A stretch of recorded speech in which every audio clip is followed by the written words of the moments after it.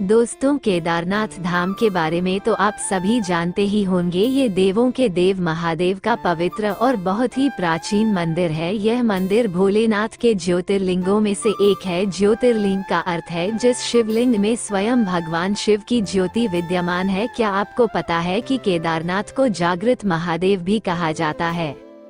केदारनाथ को क्यों कहा जाता है जागृत महादेव? क्या इसके पीछे कोई दैवीय घटना है या कोई सत्य कथा? आज के इस कहानी में हम आपको बताएंगे कि केदारनाथ को क्यों कहा जाता है जागृत महादेव। यह एक सच्चे शिव भक्त की सत्य कहानी है। यह वाकया केदारनाथ धाम में हुआ था। बहुत समय पहले की बात है, जब भारत देश में बस और ट्रेन की अच्छी सुविधा उपलब्ध नहीं थी। अगर किसी को सफर करना होता था तो धनवान लोग बैलगाड़ी व घोड़ा का सहारा लेते थे, लेकिन गरीब लोगों के लिए पैदल यात्रा करना ही एकमात्र उपाय था। उसी समय एक निर्धन शिव भक्त ने भगवान केदारनाथ ज्योतिर्लिंग के दर्शन करने का प्रण किया और पैदल यात्रा आरंभ कर दी। रास्ते में लोगों से पूछ कर वह केदारनाथ धाम की ओर बढ़ने लगा। मन में शिव दर्शन की इच्छा लिए वह हमेशा भगवान शिव का ही स्मरण करता रहा। उसके घर से केदारनाथ धाम काफी दूर था। सफर करते करते 2 महीने बीत गए। जब वह केदारनाथ पहुंचा तब उस समय वहां पर बर्फ पड़ रही थी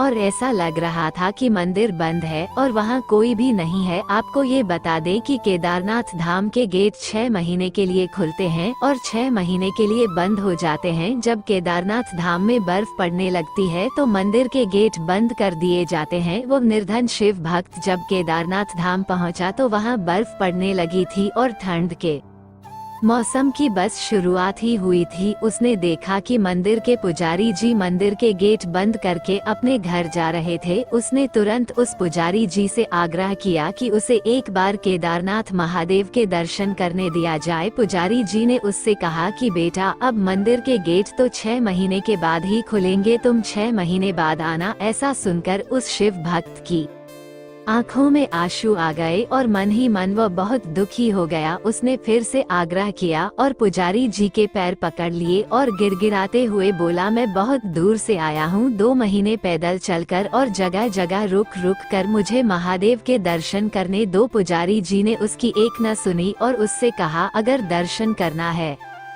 तो 6 महीने बाद आना, या तो यही 6 महीने तक रुक जाओ, लेकिन इस ठंड और बर्फ में तुम यहाँ एक रात भी नहीं रुक पाओगे। वापस लौट जाओ, हम गेट नहीं खोल सकते। दोस्तों, अगर कोई धनवान व्यक्ति होता तो शायद गेट खुल भी सकते थे, लेकिन उस निर्धन के लिए कौन गेट खोलता? पुजारी जी के जाने के बाद निर्धन शिव भक्त निराश होकर मंदिर के बाहर बैठा रो रहा था और एकाएक उसने यह मन बना लिया कि बिना दर्शन करे मैं यहाँ से जाऊंगा नहीं। उसे महादेव पर पूरा विश्वास था और यकीन था कि महादेव कोई न कोई लीला अवश्य दिखाएंगे। ऐसा सोचकर उसने वही मंदिर के बाहर रुकने का प्रण ले लिया।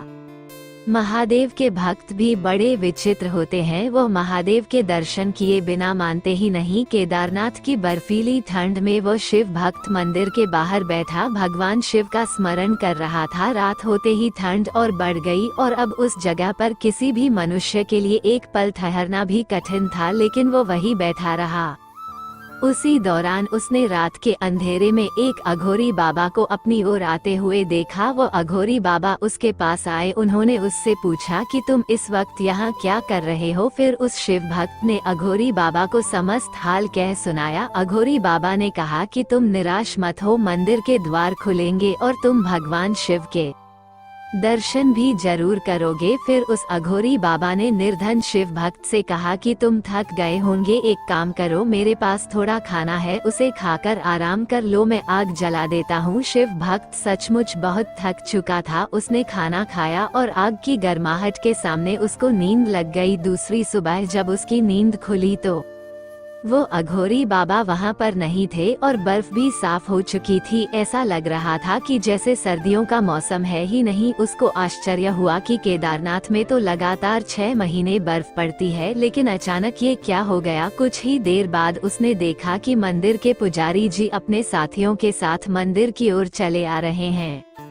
जब पुजारी जी मंदिर के पास पहुँचे तो शिव भक्त ने बड़ी जिज्ञासा से पूछा कि क्या मंदिर के गेट आज ही खुल जाएंगे। तो पुजारी जी ने कहा कि हाँ, आज 6 महीनों की सर्दियों के बाद मंदिर के गेट खुलेंगे। पुजारी जी पहले उस भक्त को पहचान नहीं पाए। ऐसा सुनकर उस शिव भक्त ने कहा 6 महीने बाद, लेकिन आप तो कल ही मंदिर के पट बंद करके गए थे। ऐसा सुनकर पुजारी जी ने अपने दिमाग पर जोर डाला और कहा कि तुम तो वही हो ना जो 6 महीने पहले भगवान केदारनाथ के दर्शन के लिए आए थे, लेकिन मंदिर के पट बंद होने के कारण दर्शन नहीं कर पाए थे। तब उस भक्त ने कहा कि पुजारी जी, मैं तो कल ही यहाँ आया था और रात में यहीं सोया था, और आज आप आ गए, 6 महीने कहाँ से हो गए। तब पुजारी जी को संदेह हुआ और उन्होंने उससे पूछा कि बेटा, रात में तुम्हारे साथ क्या हुआ था। तब उस मासूम शिव भक्त ने पुजारी जी को सारी बात बताई कि रात में मेरे पास एक बाबा आए, उन्होंने मुझे खाना दिया, आग जलाई और मुझे आराम करने को कहा।